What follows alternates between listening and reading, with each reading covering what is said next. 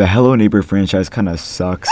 Horrible game launches, bad ports, lies, and terrible game design has been hurting this game series, as most people now view it as the worst of mascot horror. So when you hear that there's a cartoon of the games directed at a young audience, you expect it to be horrible. However, it's good. Now I know it just sounds like I'm a Hello Neighbor writer, but I'm not the only one with this opinion. A lot of the reactions to this series have been very positive, even though some Hello Neighbor fans don't even like the series themselves. Alright, you probably know how this goes. In this video, I'll be going over the history, analyzing, and reviewing Hello Neighbor. Welcome to Raven Brooks.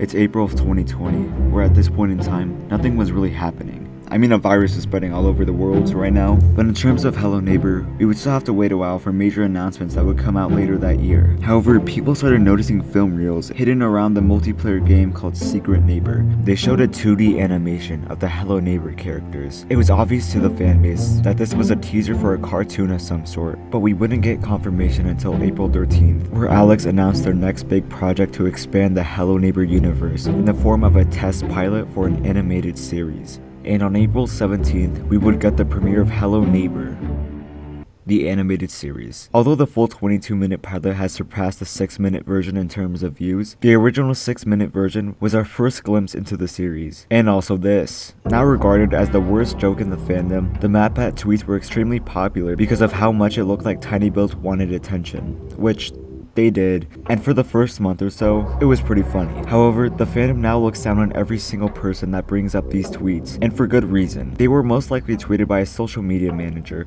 who thought it was a good idea to try to get MatPat on their series for more traction. People started exaggerating these tweets to prove that Hello Neighbor was dying, many years after it was initially funny. Every video you see that states Hello Neighbor is dead will most likely include these tweets, and exaggerated how Tiny Build kept on tweeting over and over again for MatPat's attention. Eventually, as one of MatPat's final theories, he actually analyzed the episode frame by frame, which finally marked an end to one of the worst jokes about Hello Neighbor. Oh wait, I forgot I'm supposed to talk about the series. The 6-minute pilot should not exist. Like, it's so fast paced and just feels pointless. This is the first impression we got for the series, and it was kind of bad, but after 3 months, we would get the full 22-minute pilot, which was the way it was intended to be viewed. So although I didn't really discuss anything about the 6-minute pilot, I will be going over the entire 22-minute episode and giving my thoughts on it. So yeah, let me watch this real quick.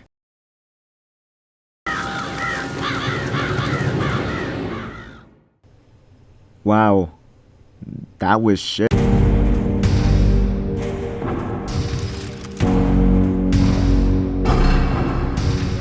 The episode starts off with the aftermath of Nikki's disappearance, along with the townspeople clearly unhappy with the lack of communication and the amount of effort being put into this investigation. And already we can see one of the biggest problems with this pilot: the art style. It's clear that they wanted to go for an animated children's show look, similar to a PBS cartoon. But why? Like, why go out of your ways to make these characters' heads look like U2's figures? The environments are all so basic, with everything having a little detail. And although it does somewhat match the games, I don't think that should have been the goal. Also, everything's even, which removes what makes the original game's art style so unique. The wacky, uneven, cartoony style is completely lost, making the series look cheap. Because it is. 1,000 pounds is nothing, especially for an animated series. But I don't understand why the budget was so low, since this is the version that you want everyone to be hyped up by, and have networks pick it up for a full series. Going back to the pilot, we jump to a day prior, where we get a massive exposition dump with some of the most AI-sounding dialogue. My name is Nicky Roth. My neighbor, Mr. Peterson, is acting very suspicious after his children, Aaron and Maya, gone missing. And I've been watching him for a couple of months now. Then we get even more exposition about every character's role, but instead of showing their characteristics, the show just makes ends up say everyone's personality. My sister is the quirky one of the group, while Trinity is the leader who gives orders, and Nikki is the investigator who tracks Mr. Peterson. Like, it takes so long for the kids to, I don't know, break and enter the house. In the meantime, they just set up and deliver more exposition about irrelevant stuff. But they eventually get into the house, and it's alright. The neighbor has clearly let himself go, as shown by the interior design. which is fine. But one extreme downside is that they break into Mr. Peterson's home while he's gone. There is no tension since they don't have to sneak around while the neighbor looks for them. And even when the neighbor arrives to the house, he's completely underutilized. Now I will admit, the room with the word curse written all over is pretty good, but along that you have the most generic and predictable scenes. So Maritza finds a detective board which shows a bunch of stuff, but oh no, Mr. Peterson is there. But they quickly hide at the last minute. Dude, he is not threatening at all. Like, he gets a whole minute in his house and all he does is yell at a bird. So Nikki and Maritza both escape, where they come out of a chimney and a sewer. Okay, what's going on? Like, this makes no sense, like, huh? So just to remind you that this guy's a villain, he has what looks like a body in a bag and puts it in his trunk. Oh no. I also think it's worth mentioning that the dialogue sucks in this series. But will somebody please finish the sentence? Like, this line was okay, but the As long as it's a what he's burying and not a who. it's just so dumb and weird. Oh man. Not this again. So by the way, in the lore, this character's friend died in that park. So I don't think saying "not this again" is a good response to coming back to this place. I mean, the town is called Raven Brooks. It'd be weird if we had flying hamsters. Ha ha ha ha ha, that's so f***ing funny. So they sneak into the amusement park and watch as the neighbors digging up something, where we get to hear the neighbor speak for the first time. Not this time. Not this time. You're not gonna do this to me again. Not again. Damn it. So not only are his first words directed at f***ing crows, and not only does he say the most generic thing, but he also sounds just completely dumb. He doesn't sound scary, intimidating, nothing. Like, this was your one chance to make him threatening. But no. Oh yeah, it was a doll in the bag this whole time, you dumb. How'd you not figure that out? So the neighbor spots and chases the kids out of the amusement park, and it's kind of boring because there's no tension, because the series kind of sucks. We jump to a day later, where Nikki survived all of that just to get lured into getting caught because of a ball. So now he's missing, and we cut back to the beginning of the episode. And although Nikki just got kidnapped, they just act like it's another Tuesday. Third time's the charm. Like, they don't show any remorse or concern, and just start yapping about what they found. So the episode leads off with a mystery of this guy who's like mysterious and stuff, but we never find out who he is since the entire pilot was scrapped. For the better. Honestly, a really good choice, because this is just bad. Like, it's just terrible. No other way to put it. The pacing makes this feel so long and so short, but throughout uninteresting, while all the characters and their dialogue feel so AI generated. Like, of course no network would greenlight this series. Not only is it bad, but it also doesn't utilize its potential of being a really cool and suspenseful show. But no. Wow, this is a really shit start. After the pilot episode came out, news about the series was quiet for about a year, until we got a bit of an update relating to the new character designs, and everyone hated them. They just look so weird and off, almost uncanny. Now fortunately, these models would be slightly improved to actually look good now. However, after this, we would have to wait a while for more information to come. After a few months, we would get a teaser about locations and screenshots of the series, ranging from work in progress images to finished scripts. Then we were given a bunch of details about the series through this tiny build post. Not only was the series going to be 18 episodes, which were eventually split up into 3 seasons, but we would also get a plot synopsis and screenshots from the series. But most importantly, we would get the reveal that the series would premiere on December 5th of 2022, while the rest of the series would come out during 2023. tinybuild would be posting the series on YouTube, as they funded the series themselves. Before the premiere, we would get a trailer and more teasers. And to coincide with the launch of Hello Neighbor 2, the brand new series, Hello Neighbor Welcome to Raven Brooks, would air.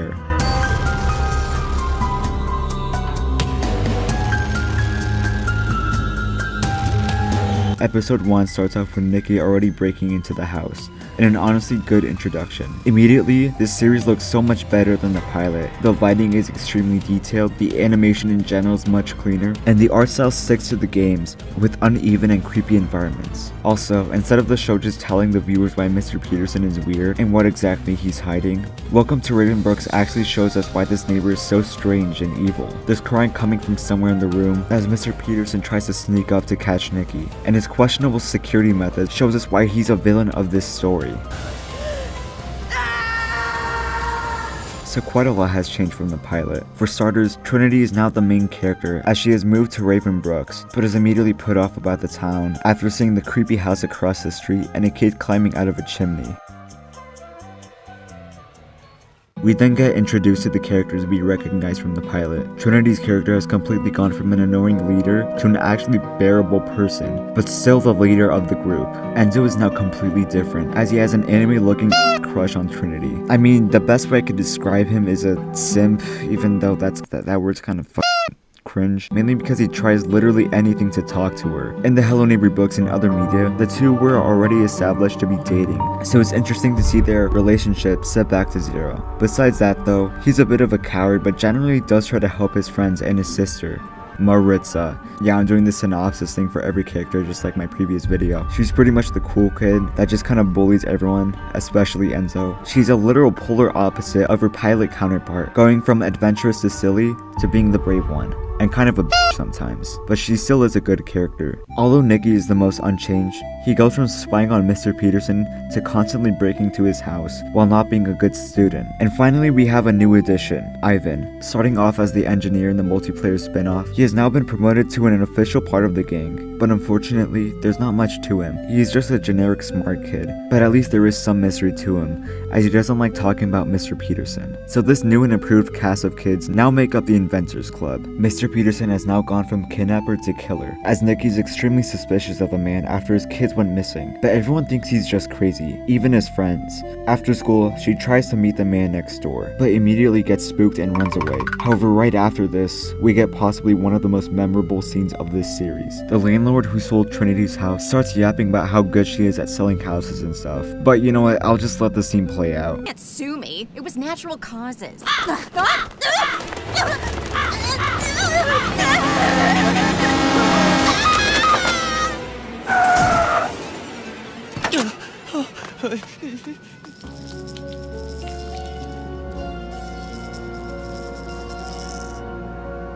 That's not natural causes. The first time I saw this, I inferred that Mr. Peterson got mad at a truck, so he sent a bird to cause this woman to get run over, just so the neighbor could get 25 cents. The scene perfectly tells the audience that although this is a kid's cartoon, it's still a horror show. A big complaint from the pilot was that it was kind of dumb to make a kid's cartoon based off a horror game. So in response, Tiny Build made the show where it's still graphic and violent, but kid-friendly enough to be PG. Trinity tries to express her concerns about Mr. Peterson to her, but they immediately dismiss her worries like any other totally responsible parent, thus leading her to follow Nicky's steps to see if this man is truly what he says he is. The series plays out exactly like the games, and I do mean exactly, like even including the game mechanics. Mr. Peterson learns from Nicky's prior break-ins by blocking certain paths. He gets suspicious when noise is made. He immediately chases after the kids when he sees them. He weaves through the house. He can't see shit under the table, and most importantly, he never chases past his property line.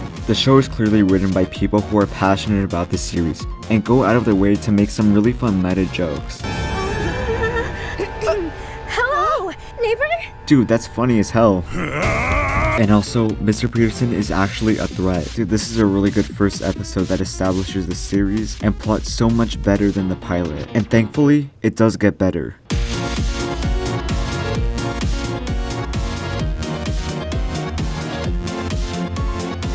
Okay, this is interesting. Why are there flickering lights though? We open with the nightmare sequence, where a bunch of skins from Secret Neighbor jump Trinity. Unfortunately, she gets sent to hell by the devil neighbor, as he finishes off this scene with the hardest line of all time. Goodbye, neighbor. Trinity is already traumatized from last night, and is starting to affect her life, as she now has schizophrenia, even if Mr. Peterson is a bit more than a creep sometimes. Also, there's a weird amount of references to Tiny Build's game catalog. This could be seen as cheap marketing, but I think they fit in for the most part, and are clever enough. Trinity obviously doesn't want to investigate Mr. Peterson, even though Nicky's very insistent. After school, the principal comes to Trinity's house, just to talk shit about Nicky and inadvertently call him a bad student. Fuck you, Principal Abinate. But she also tries to inform her about what happened to Mr. Peterson, and explains his backstory. He once was a family guy, until he did a little oopsie, killing his wife, and then his kids went missing later on. However, this doesn't stop Trinity from spying on him. We see the neighbor filling his shopping cart with only the essentials like hammers, pickaxes, barbed wire, a bear trap, and then we get our second kill of the series, where Mr. Peterson's cart gets stopped by a body. How inconvenient. So he does what any other person would do, and covers the blood with oil, while also getting a coin that he just so happened to have. The episode ends with the Inventors Club planning on investigating Mr. Peterson in their own time. Yeah, this episode was like good and stuff. Although it didn't reach the heights of the first episode, it really helps to establish the world and get us familiar with it. So these first 2 episodes were released in December of 2022. So episode 3 should release in like January or something. The community waited and waited, but episode 3 didn't come. I mean, we were given plenty of teasers and such, but no news on any release date. To this day, a lot of people still don't know why it took over 10 months for another episode to come out, but I have a theory. During the break, this community post went up, asking us if we wanted the series to premiere on Netflix or YouTube first. Huh?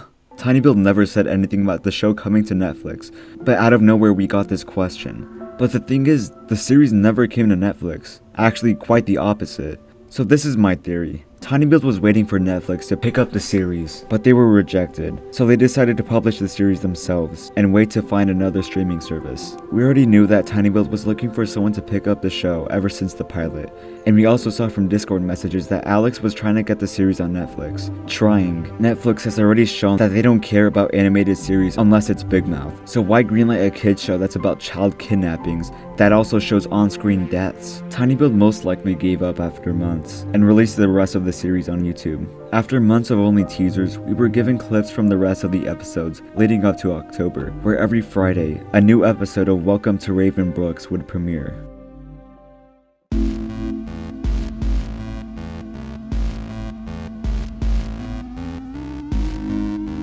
So this episode is different from the rest in the series, as we get to hear the characters' experiences and investigations of the neighbor. We start off with Maritza's story, where she's just at the doctor's office, until she notices something outside, where a man tripped and broke his leg on a flight of stairs. However, right after that, another man also trips, leaving photos of a certain amusement park to fly in the air, while also dropping another coin. Yeah, it's safe to say he's sleeping.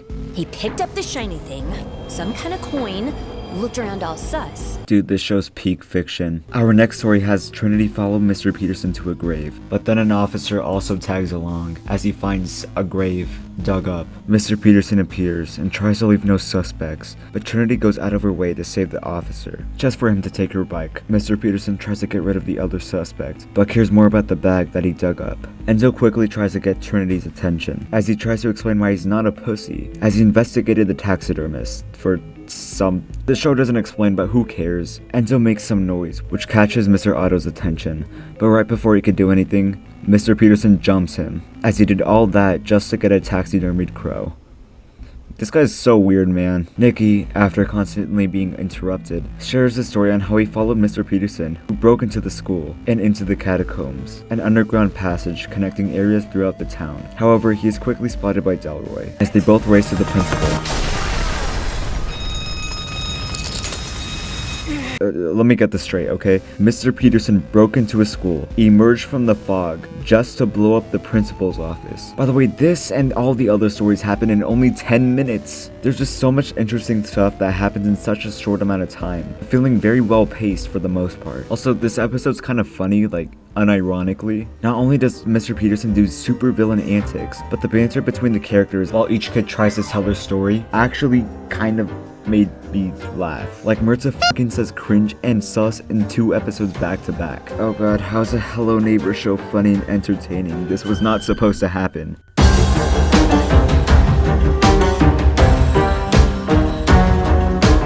Yeah, this is the worst episode of the series, but it's not terrible. So the Inventors Club have grouped up at Trinity's house to spy on the neighbor while trying to come up with a break-in plan. We see how Mr. Peterson is already preparing for intruders, as he's starting to use the tools he got from episode 2 so he can set up traps while also reinforcing his house. What's he doing?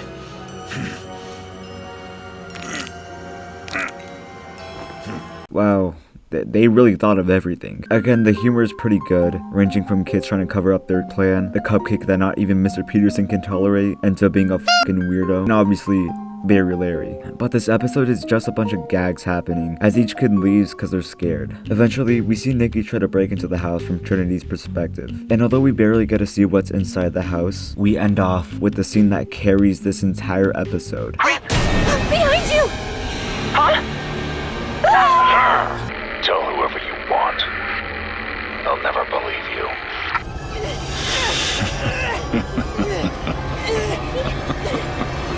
Nikki! Nikki! Nikki! Nikki! Oh, holy shit, wow. But I mean, Nikki did break into Mr. Peterson's house, so is it kidnapping though?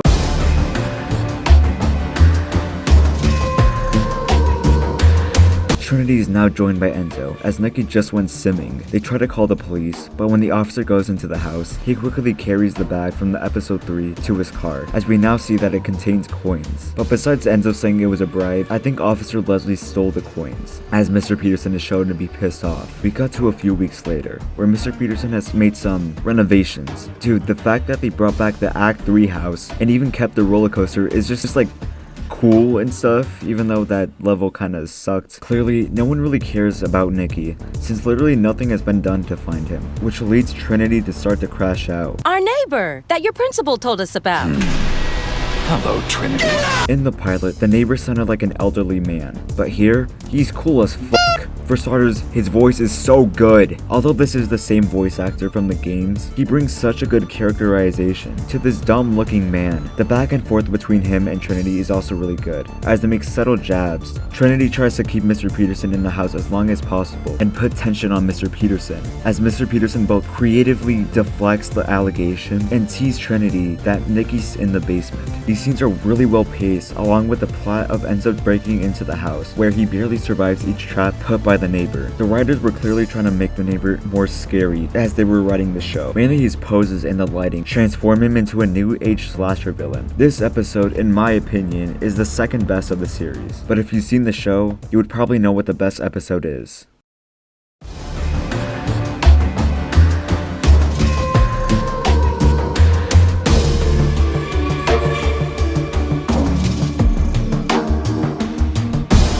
I just want to mention that this episode is called Search and Rescue, but the intro calls it 900 Friendly Court, which by the way is also the neighbor's address if you didn't know. Not a series ending issue, but kinda weird. The gang breaks into Mr. Peterson's home late at night to free Nikki, and although Enzo got the red key last episode, the neighbor installs more locks to his basement door, where he kidnaps and traps the kids in his basement. Wait, but is it kidnapping though? The squad are now in that one room from the game, windows that show a fake outside. Nikki has completely changed, where he has already been traumatized and curls up in a corner as he wears a bag over his face. Fortunately, they escape the room just like in the games, and travel through the basement.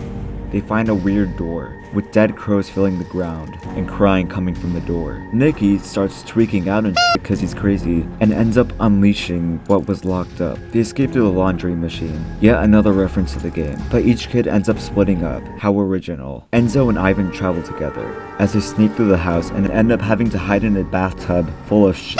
Trinity tries to follow Nikki to the exit, but they almost get caught a couple times. This leads Trinity to go in a panic attack, but pushes through and carries Nikki to an escape. Maritza goes by herself, where she's being targeted by traps and mannequins. There's so many references in this one episode. She does eventually find a window, but then gets stopped by none other than a fucking bear trap, while also getting tangled up in other mouse traps. Like, I know she was kind of mean before, but she did not deserve a bear trap to the leg. Trinity ends up finding and helping Maritza from the bear traps, as they find a carnival room with a roller coaster. Enzo and Ivan finally catch up, but Mr. Peterson follows and corners them. With no other option, the kids go on the roller coaster. Holy shit. They eventually break out of the house with the roller coaster, but have no time to take a break. Mr. Peterson starts chasing them, but is quickly stopped. No. No! That was Aaron, the kid that was locked up in Mr. Peterson's basement, the neighbor's son. The gang gets past the property line, but Mr. Peterson won't let them go just yet. He breaks his own rules and goes past his property line to drag Trinity back to the house. Fortunately, the police show up and try to arrest Mr. Peterson, but he's not letting that slide.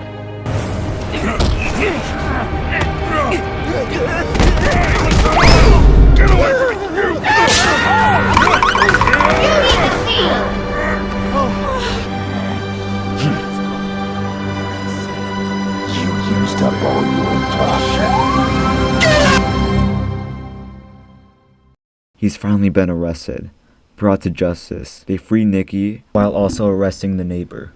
And that's how the season ends. A good way to end this series. Oh my holy shit, it's the gas.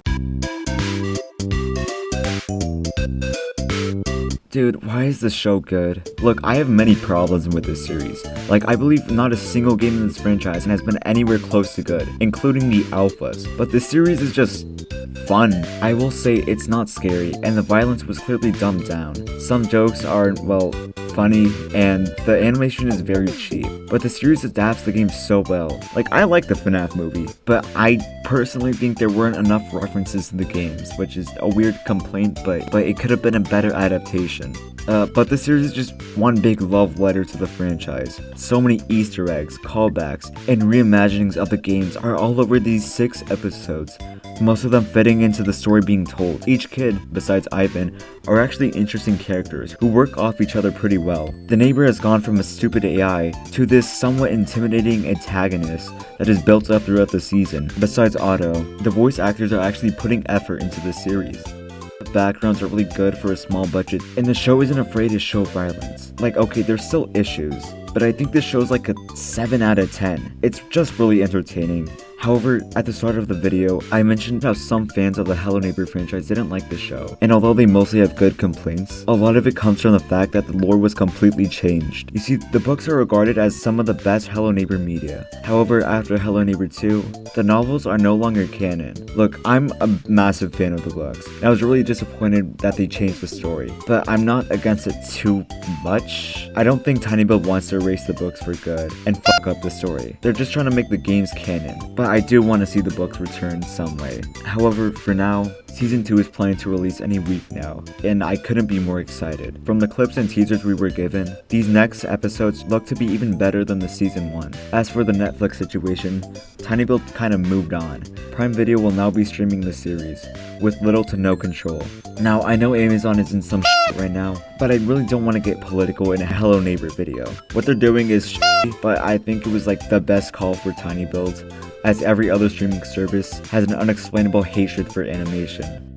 So yeah, go watch the show. It's pretty good, somehow. This is kind of a weird way to end the video, but I have a lot to do right now. Goodbye. Unlike my last video, I don't have some deep relationship with this series.